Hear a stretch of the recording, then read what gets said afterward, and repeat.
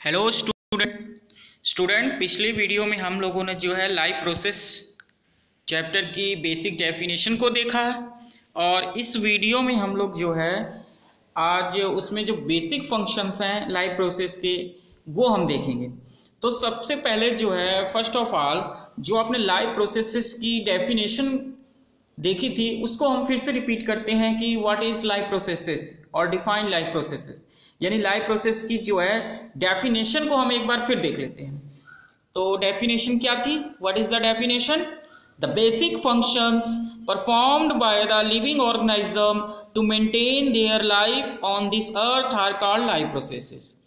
यानी the basic function performed by the living organism to maintain their life on the earth are called live processes. Live process क्या है? यानी जितने भी living organism हैं वो इस अर्थ पे रहने के लिए कुछ बेसिक फंक्शंस करते हैं, यानी वो जिंदा रहने के लिए कुछ बेसिक फंक्शंस करते हैं, तो उसी को हम लोग क्या कहते हैं? Live processes. और वो बेसिक फंक्शन कौन कौन से हैं? Nutrition and respiration, transport and excretion, control and coordination, growth, movement and reproduction, and so on. तो इन सब में जो बेसिक फंक्शन ये हैं, these are the basic functions. तो इन्हीं बेसिक फंक्शंस में जो हमारा फर्स्ट बेसिक फंक्शन है वो न्यूट्रिशन है। क्या है हमारा बेसिक फंक्शन? न्यूट्रिशन को हम लोग पहले स्टडी करेंगे कि न्यूट्रिशन क्या है, व्हाट इज न्यूट्रिशन। तो न्यूट्रिशन क्या है वो मैं आपको आज के इस वीडियो में न्यूट्रिशन के ऊपर पूरा लेक्चर ये दूंगा। इसके ऊपर? न्यूट्रिशन के ऊपर, यानी न्यूट्रिशन क्या होता है, न्यूट्रिशन क्या है, व्हाट इज न्यूट्रिशन। तो चलिए देखते हैं। पहले मैं न्यूट्रिशन के बारे में कुछ बेसिक फैक्ट आपको बता देता हूँ। न्यूट्रिशन क्या है उससे पहले, जानने से पहले कुछ बेसिक फैक्ट आप जान लीजिए कि फूड क्या होता है। Why do we need food? We need food to get energy. और ये एनर्जी हमको किस फॉर्म में मिलती है, कैसे मिलती है, यही सब इस वीडियो में हम लोग आज देखेंगे। तो सबसे पहले first of all what is food? Food क्या है? Food is an organic substance. Food क्या है? फूड एक ऑर्गेनिक सब्सटेंस है। The simplest food is glucose. और सबसे सिंपलेस्ट फूड कौन सा है? Glucose. It is also called simple sugar. इसको सिंपल शुगर भी कहा जाता है। A more complex food is starch. जो मोर कॉम्प्लेक्स फूड अगर कोई है तो स्टार्च है। Starch is made from glucose. Starch कहां से बनता है? ग्लूकोज से। तो यहां पे आपको दो बेसिक फैक्ट मिला क्या कि सिंपलेस्ट फूड, सिंपलेस्ट फूड क्या है? Simplest food. सिंपलेस्ट फूड कौन कौन से है? अगर सिंपलेस्ट फूड आपको कहा जाएगा तो ग्लूकोज होगा। सिंपलेस्ट फूड में कौन सा आएगा?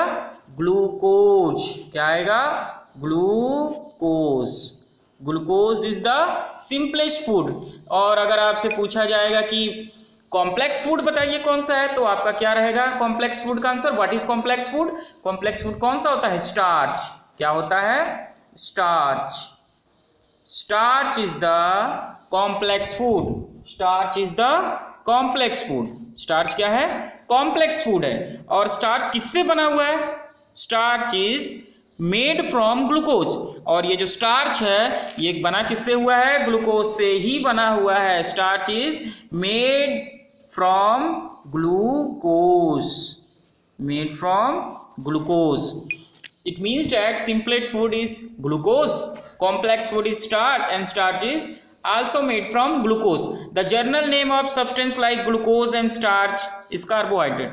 और ये जो स्टार्च और ग्लूकोज हैं ये किसके पार्ट हैं? कार्बोहाइड्रेट। यानी अगर आप ये डायग्राम अगर इस तरह से बनाओगे,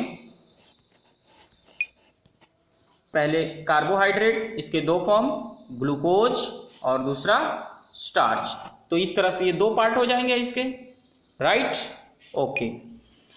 starch is a made from glucose. Good. Now next, अब न्यूट्रिशन हमको देखना है तो उससे पहले ये देखते हैं कि न्यूट्रिएंट क्या होता है, उसकी भी डेफिनेशन आप देख लो। A nutrient can be defined as a substance. Nutrients को हम इस तरह से डिफाइन कर सकते हैं, इस तरह से परिभाषित कर सकते हैं कि ये कोई पदार्थ है which an organisms obtain from its surrounding and uses it as a source of energy. यानी क्या मीनिंग निकला कि न्यूट्रिएंट्स एक ऐसा पदार्थ है जिसको ऑर्गेनिज्म अपने आस पड़ोस से प्राप्त करते हैं और उसका प्रयोग एनर्जी के लिए करते हैं, to perform their basic functions. A nutrient can be defined as a substance. A nutrient can be defined as a substance which an organism obtains from its surrounding and uses it as a source of energy. और energy के लिए basic हम लोग कौन कौन सा substance use करते हैं? कार्बोहाइड्रेट एंड फैट्स, जिसमें carbohydrates is the main component for getting energy. और नेक्स्ट क्या है? उसके बाद फैट है। और प्रोटीन और मिनरल्स का यूज हम लोग क्यों करते हैं? Protein and mineral salt are nutrients used by an organism by the biosynthesis of its body constitute like skin, blood, etc. Okay, अब हम ये जान सकते हैं कि व्हाट इज न्यूट्रिशन, यानी अब हम न्यूट्रिशन की डेफिनेशन को बहुत ही आसानी से समझ सकते हैं। Nutrition is the process of intake of nutrients. Nutrition is the process of intake of nutrients like carbohydrate, fat, protein, mineral, vitamins and water by an organism as well as utilization of these nutrition by the organism. यानी nutrition क्या है? Nutrition is the process of intake of nutrients, यानी nutrition वो process है जिसमें हम nutrients को लेते हैं बाय एन ऑर्गेनिज्म।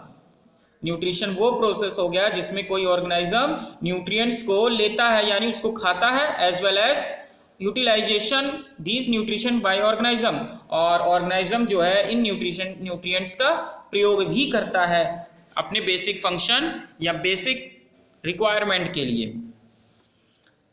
और मोड्स ऑफ न्यूट्रिशन कितने होते हैं? Modes of nutrition means method of procuring food or obtaining food by an organism. Modes of nutrition means method of procuring food or obtaining food by an, यानी organism जो है food को कैसे obtain करते हैं, इसी को हम लोग मोड्स ऑफ न्यूट्रिशन कहते हैं। और मेनली मोड्स ऑफ न्यूट्रिशन कितने टाइप के होते हैं? ऑटोट्रॉफिक और हेटेरोट्रॉफिक, 2 टाइप्स के होते हैं। ऑटो क्या है? ऑटोट्रॉफिक में नेम में ही इसका सोल्यूशन छुपा हुआ है। Auto means self and trophs means nutrition, यानी जो अपना न्यूट्रिशन खुद बनाते हैं उनको ऑटोट्रॉप्स कहते हैं।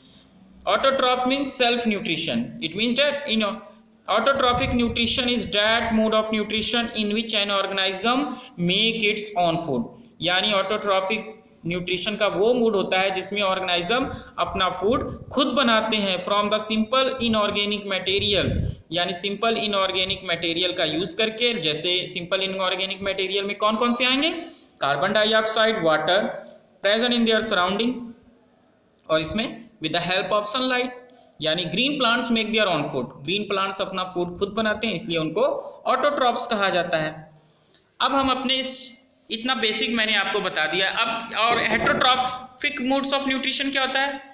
In this mode of nutrition organism obtain their food from the other sources, right. और इसको डीपली हम आगे पढ़ेंगे, एक्सप्लेन करेंगे। अब यहाँ से हम चैप्टर को स्टार्ट करते हैं, आज का टॉपिक स्टार्ट करते हैं। टुडे हमारा टॉपिक क्या निकला? हमारा टॉपिक क्या है आज का? न्यूट्रिशन। आज हम न्यूट्रिशन को देखेंगे। अब हम यहाँ से न्यूट्रिशन को चेक करते हैं। When we talk or ride a cycle, we are using up energy.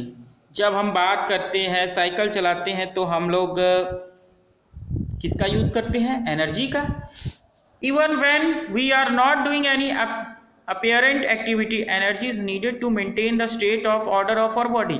यहाँ तक कि जब हम कोई काम नहीं भी करते हैं तब भी एनर्जी की ज़रूरत हमको पड़ती है हमारे बॉडी को मेंटेन करने के लिए। इंटरनल पार्ट को भी मेंटेन करने के लिए हमको एनर्जी की ही ज़रूरत पड़ती है। जैसे हमारा जो हार्ट बीट करता है तो उसको तो हमेशा एनर्जी चाहिए ना, तो energy is required by the body all the time. We also need material from outside in order to grow. We also need material from the outside in order to grow, develop, synthesize protein and other substance needed in the body. These source of energy materials is the food we eat. यानी हमको कुछ ऐसे भी पदार्थों की ज़रूरत है जिसका यूज़ करके हम ग्रो करें, डेवलप करें, सिंथेसाइज प्रोटीन को सिंथेसाइज करें, तो ऐसे सब्सटेंस हमको कहाँ मिलते हैं? ये सारे सब्सटेंस हम लोग कहाँ से पाते हैं? फूड से। The source of energy and material is the food we eat, यानी जो फूड हम खाते हैं वहीं से ये सब हमको मटेरियल हो गए और सोर्स ऑफ एनर्जी हमको मिलती है, right. Next, how do living things get their food? Living things जो है अपना food, how do living things get their food? Living things जो है, जीवित प्राणी जो है, अपना फूड कैसे प्राप्त करते हैं? How do? The general requirement for energy and material is common in all organism. कह रहे हैं कि जो जर्नल रिक्वायरमेंट ऑफ एनर्जी और मटेरियल है कॉमन इन ऑल ऑर्गेनिज्म, ये सारे ऑर्गेनिज्म में जैसे रिक्वायरमेंट ऑफ एनर्जी और मटेरियल जो उनको ग्रो करे, उनको जो है डेवलप करे, ये सारे ऑर्गेनिज्म में क्या है? सेम है, कॉमन है। But it is fulfilled in different ways, पर सभी ऑर्गेनिज्म इसको फुलफिल जो है अपनी इस इच्छा को जो है कैसे अलग अलग तरीकों से प्राप्त करते हैं, यानी उनको ये चीज़ें जो है जैसे कि डेवलप होने, जैसे यहाँ कहने का मतलब है कि फूड, डिफरेंट ऑर्गेनिज्म जो है अलग अलग तरीके से फूड को लेते हैं।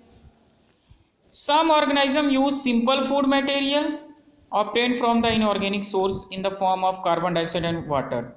कुछ ऑर्गेनिज्म जो है some organism use simple food material, कुछ ऑर्गेनिज्म जो है सिंपल फूड मटेरियल का यूज करते हैं। ऑब्टेन फ्रॉम, जो वो कहाँ से ऑब्टेन करते हैं? इनऑर्गेनिक सोर्सेज से। कहाँ से? Inorganic sources. फ्रॉम कहाँ से? From the carbon dioxide and water से। These organism the autotrophs include green plants and some bacteria. तो इसमें कौन से ऑर्गेनिज्म आ गए? ऑटोट्रॉफ, जिसमें कौन कौन से हैं? ग्रीन प्लांट्स और कुछ बैक्टीरिया। और ऑटोट्रॉफ्स के बारे में मैंने आपको पहले ही बता दिया था सब, और ग्रीन प्लांट्स और कुछ बैक्टीरिया भी इसमें आते हैं ऑटोट्रॉफ्स में। Other organism utilize complex substances, बाकी ऑर्गेनिज्म जो है कॉम्प्लेक्स सब्सटेंसेस का यूज करते हैं। These complex substances have to broken down into a simpler one, और फिर इसी कॉम्प्लेक्स को वो सिंपल पार्ट में क्या करते हैं? ब्रेक डाउन करते हैं। देखिए, these organism utilize complex substances, these complex substances have to be broken down into a simpler one before they can be used for the upkeep and growth of the body.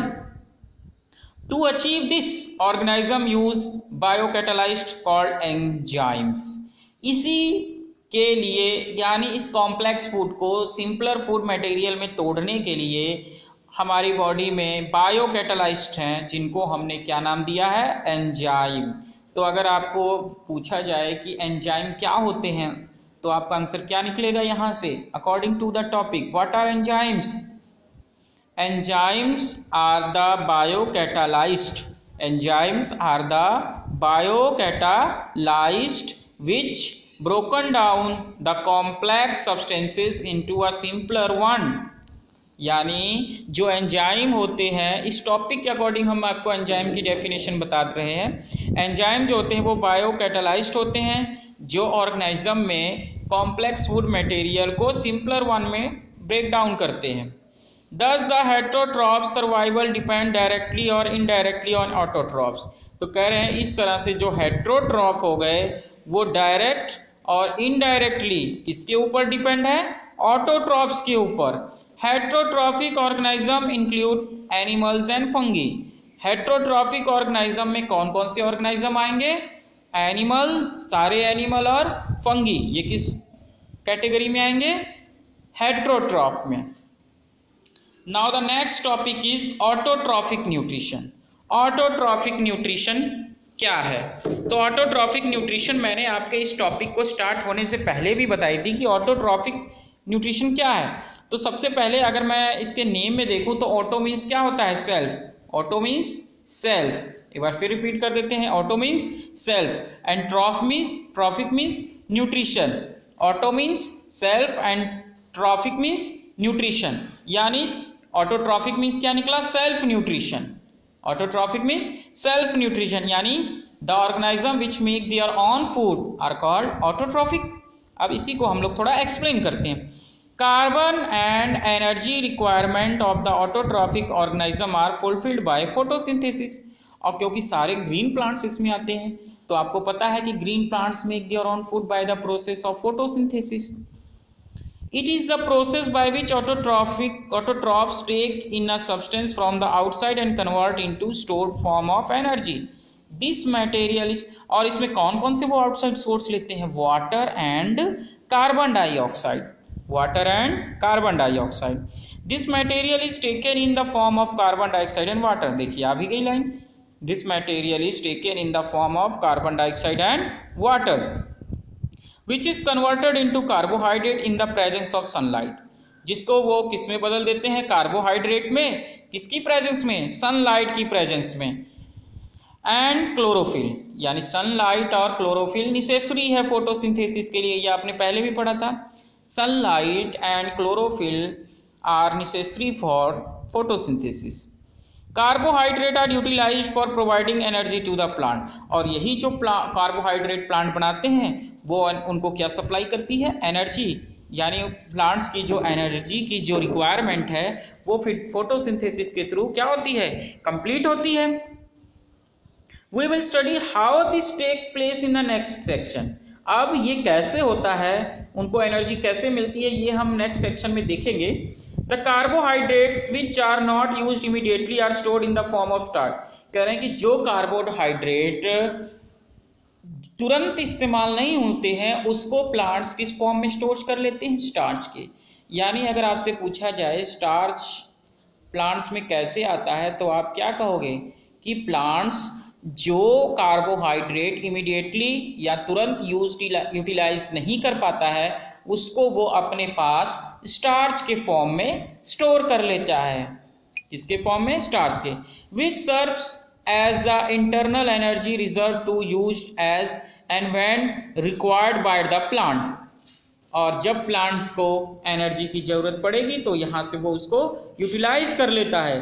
A somewhat similar situation is seen in us where some of the energy derived from the food we ate is stored in our body in the form of glycogen. ये उसी तरह है जैसे हम अपनी body में energy को store करते हैं. किस फॉर्म में? ग्लाइकोजन के फॉर्म में. किस फॉर्म में? ग्लाइकोजन के फॉर्म में. तो प्लांट भी उसी तरह कार्बोहाइड्रेट को किस फॉर्म में स्टोर कर लेता है? स्टार्च के फॉर्म में. अब यहाँ पे हमारा फोटोसिंथेसिस का रिएक्शन है. 6CO2 + 12H2O in the presence of chlorophyll and sunlight. क्या बना लिया? ग्लूकोज. और यहाँ से रिलीज क्या हुई? ऑक्सीजन और वाटर वेपर. अब यहाँ पे आपको देखना होगा C6H12O6, ये आपके ग्लूकोज का फॉर्मूला हो गया. यहाँ पे जो आपको रिमेंबर करने वाली बात है, आपको हमेशा याद रखना है कि जो फोटोसिंथेसिस प्रोसेस होता है ये इंडोथर्मिक रिएक्शन का एग्जाम्पल है. किसका एग्जाम्पल है? Endothermic example. अब थोड़ा सा हम फोटोसिंथेसिस के पार्ट्स के ऊपर देख लेते हैं. ये आपको पता है क्या दिया है? ये लीफ का स्ट्रक्चर दिया है. यहाँ पे मिड रीम है. This is a midrib. Lamina और ये लैमिना, फिर लीफ ब्लेड और ये बीन है. ये फ्लोएम एट जाइलम, इसमें वेस्कुलर बंडल आप सब देख ही रहे हैं. वैक्सी क्यूटिसल, अपर एपिडर्मिस, ये सारे पार्ट फ्लावर लीफ के पार्ट दिए हुए हैं. इसको आप लोग ड्रॉ करिएगा कॉपी पे और राइट भी कर लीजिएगा. अब हम आते हैं अपने फोटोसिंथेसिस रिएक्शन के ऊपर. Let us now see what actually happens during the process of photosynthesis.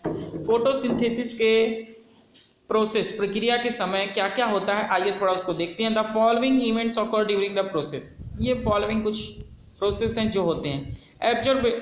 Absorption of energy, absorption of light energy by the chlorophyll, यानी क्लोरोफिल जो है लाइट एनर्जी को एब्जॉर्ब करता है. Conversion of light energy to chemical energy.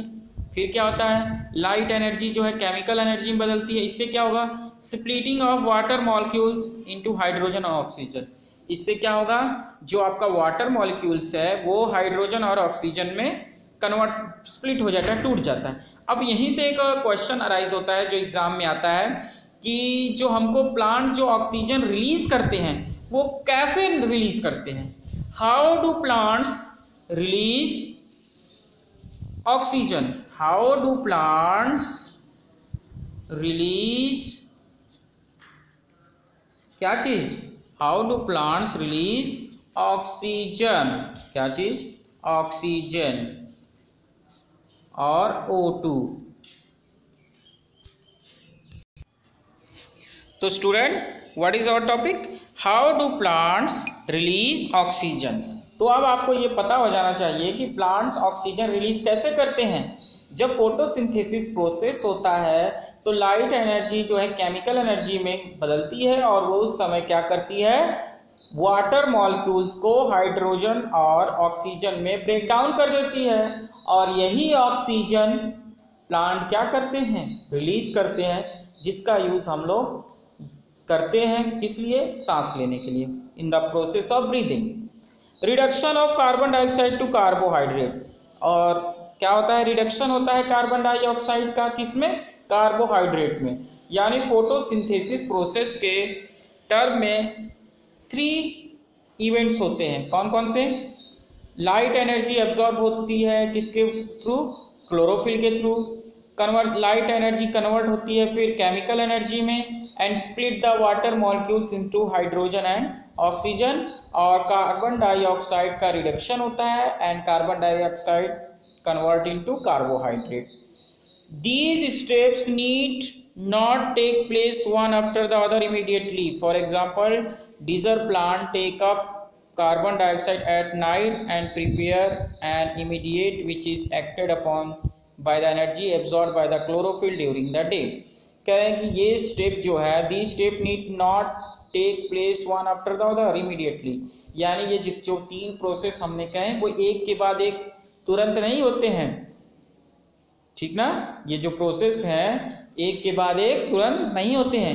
For example के form में अगर लेते हैं, कह रहे हैं कि desert plant take up carbon dioxide at night. Desert plant जो है कार्बन डाइऑक्साइड रात में लेते हैं and prepare an intermediate which is acted upon by the energy absorb by the chlorophyll during the day. और फिर वो क्या करते हैं, जो एनर्जी बनती है उसका यूज वो डे टाइम में करते हैं। Let us see how each of the component of the above reaction are necessary for the photosynthesis। यानी कह रहे हैं कि अब ये देखेंगे ऊपर के जो हमने रिएक्शन किया उसमें जो कंपोनेंट हैं वो कैसे जो है फोटोसिंथेसिस रिएक्शन के लिए जरूरी है। If you carefully observe cross section of a leaf under the microscope, यानी अगर आपने माइक्रोस्कोप के अंडर जो है किसी लीफ के क्रॉस सेक्शन पार्ट को देखा होगा, you will notice that some cells contain green dots. कुछ सेल जो होते हैं ग्रीन डॉट्स उसमें दिखते हैं। These green dots are called are cell organelle and called chloroplast. ये जो ग्रीन डॉट्स होते हैं इनको हम लोग सेल ऑर्गेनल बोलते हैं, क्योंकि क्लास 9 में आपने सेल चैप्टर में ये पढ़ा था। वो जो ग्रीन डॉट्स होते हैं उनको हम लोग क्या कहते हैं, वो सेल ऑर्गेनल का एक पार्ट है और उस सेल ऑर्गेनल का क्या नाम है, क्लोरोप्लास्ट, विच कंटेन क्लोरोफिल, जिसमें क्या होता है, क्लोरोफिल। क्लोरोप्लास्ट के अंदर क्या होता है, chlorophyll. Let us do an activity which demonstrate that chlorophyll is essential for photosynthesis। अब एक एक्टिविटी देखते हैं जिसमें ये देखते हैं कि फोटोसिंथेसिस के लिए क्लोरोफिल क्या है, नेसेसरी है। यहाँ पे आप देख रहे होंगे ये सेल के क्रॉस सेक्शन का पार्ट है, ये सेल के क्रॉस सेक्शन का पार्ट है और इसमें जो ये ग्रीन डॉट दिख रहा है यही क्या है, ये जो ग्रीन डॉट है दैट इज क्लोरोप्लास्ट। क्या है, क्लोरोप्लास्ट।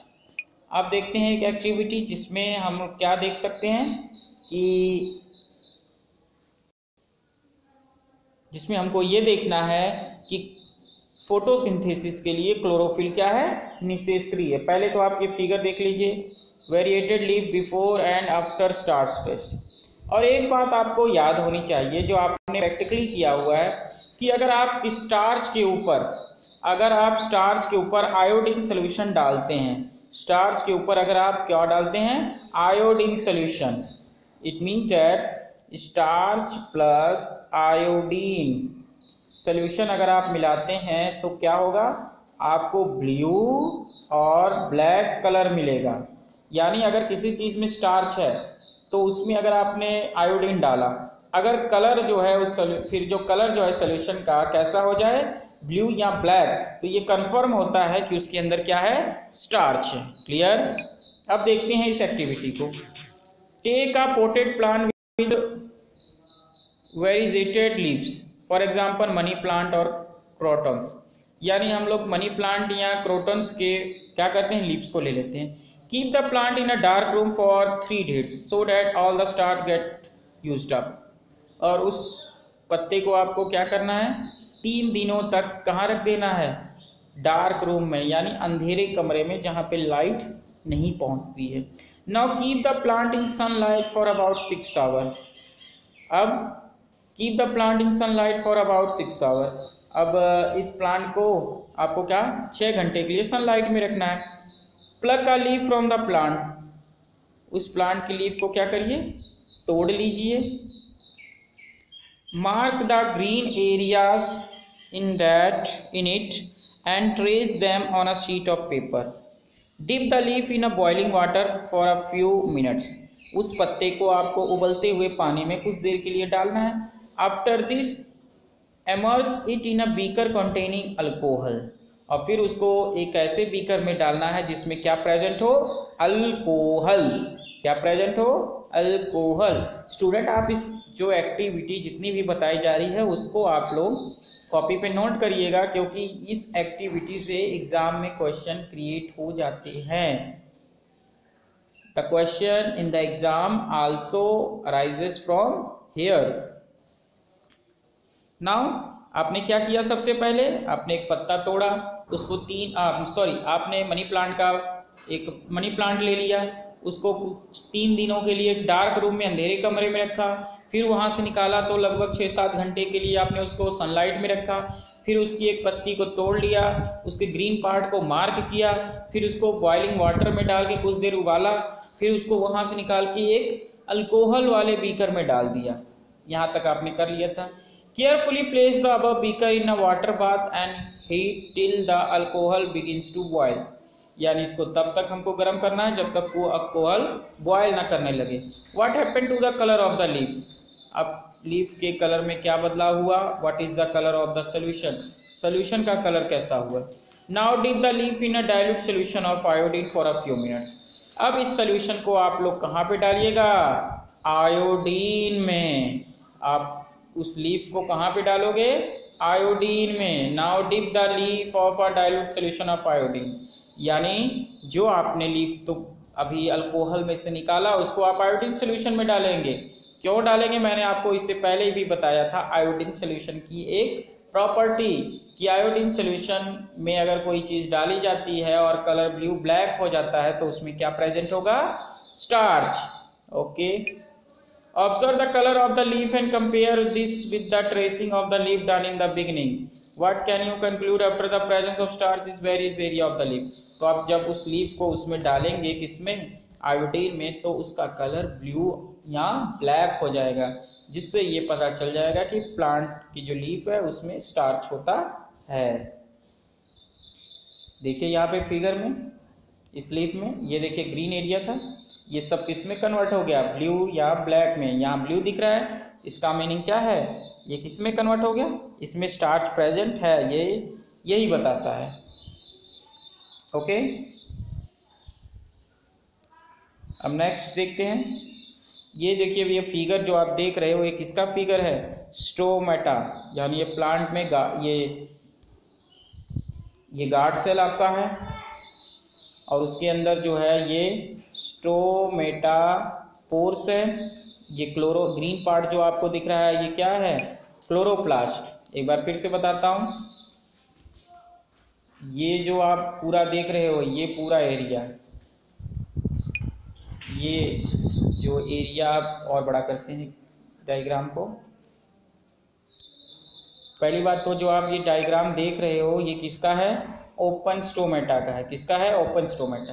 तो इसमें जो आप ये एरिया देख रहे हो इधर से ये वाला, इसको हम लोग क्या कहते हैं, गार्ड सेल। क्या कहते हैं, गार्ड सेल।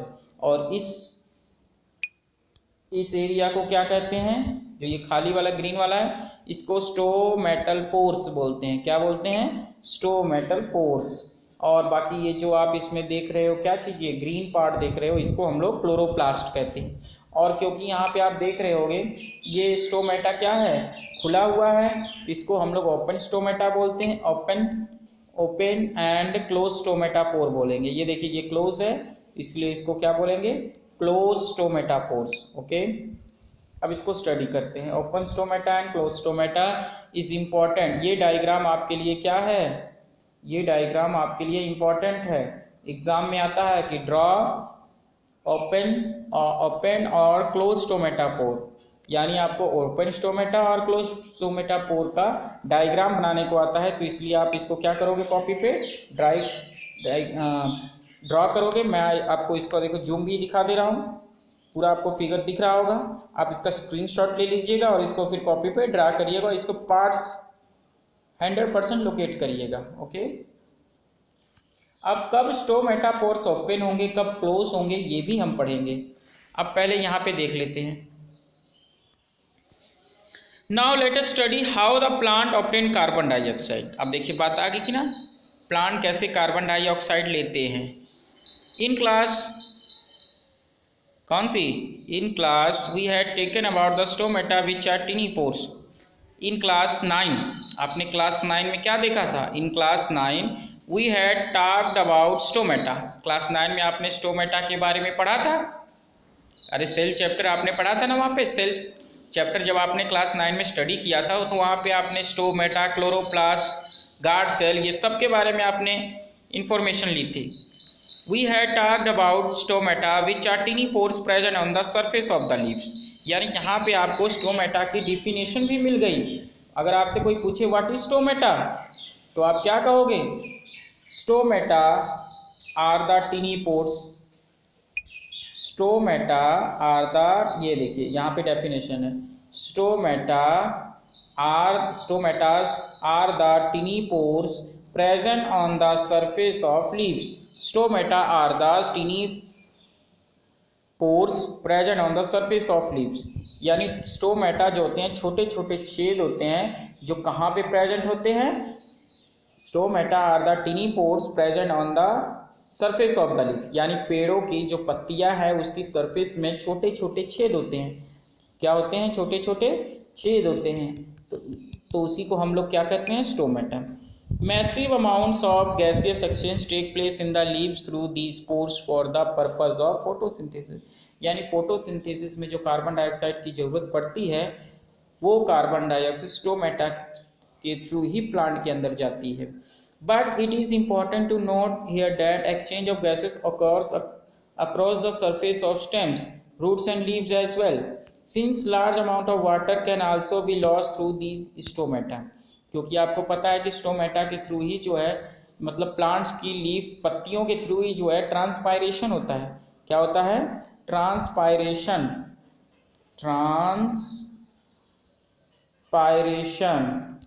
क्योंकि अगर आपको ओपन स्टोमेटा और क्लोज स्टोमेटा की प्रॉपर्टी को समझना है तो आपको ट्रांसपायरेशन बहुत जरूरी है जानना।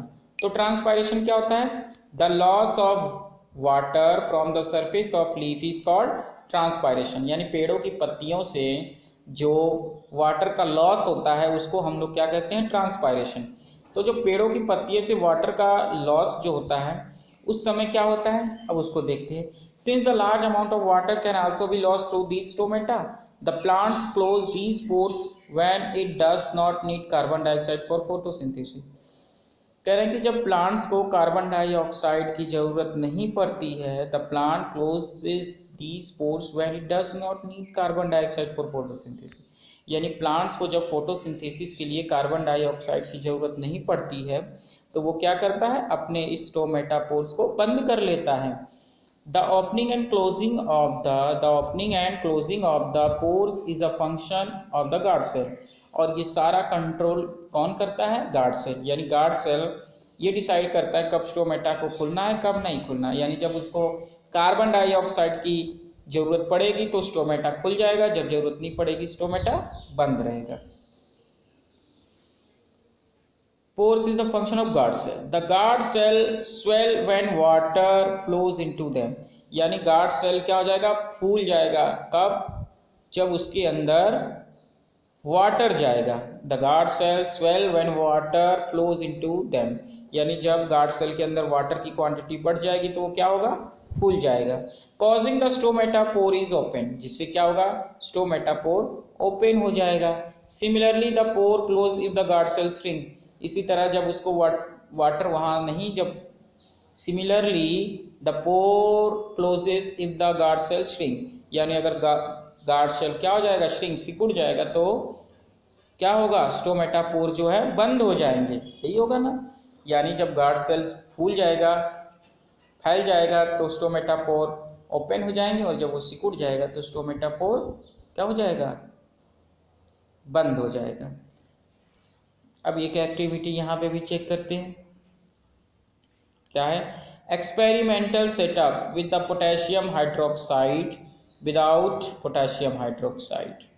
चलिए यहाँ पे हम देखते हैं, वाटर ग्लास कंटेनिंग पोटेशियम, यानी ये जो ग्लास है, एक हमने 2 पोट लिए हैं, एक में पोटेशियम हाइड्रोक्साइड लिया है, क्या लिया है, पोटेशियम हाइड्रोक्साइड। अगर मैं आपसे पूछूं पोटेशियम हाइड्रोक्साइड का फॉर्मूला क्या होता है, तो आप क्या बताओगे, सर पोटेशियम का तो K होता है और हाइड्रोक्साइड का OH होता है। तो पोटेशियम हाइड्रोक्साइड का फॉर्मूला क्या हो गया, KOH। हाँ, कैसे ये बना, क्योंकि K की भी वैलेंसी 1 होती है और OH की भी 1 होती है, इसलिए KOH पोटेशियम हाइड्रोक्साइड। और इसमें ये जो है प्लेट, इसमें क्या रखा गया है, इस वॉच ग्लास में रखा गया है पोटेशियम हाइड्रोक्साइड, और एक को बिना पोटेशियम हाइड्रोक्साइड के रखा गया है। अब इस एक्टिविटीज में हम देखते हैं, take 2 healthy potted plants which are near by the same size, keep them in a dark room for 3 days, इनको 3 days के लिए एक अंधेरे कमरे में रख देना। Now place each plant on a separate glass plate, place a watch glass containing potassium hydroxide by the side of one of the plants and the potassium hydroxide used to absorb carbon dioxide.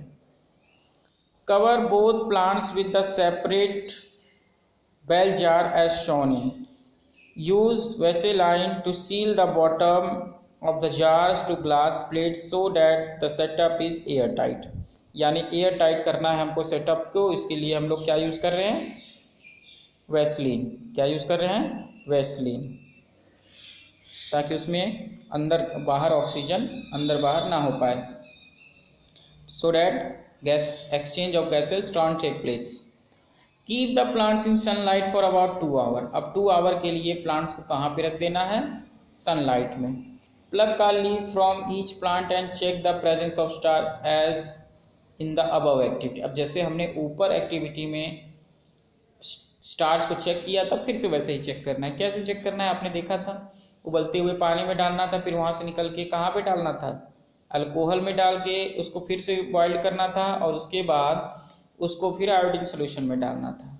Do both the leave show the presence of same amount of starch, what can you conclude from the activity. इस activity से आपको क्या देखने को मिला, तो आप इस एक्टिविटी को करिएगा। Based on the 2 activities performed above, we can design an experiment to demonstrate that sunlight is essential for photosynthesis.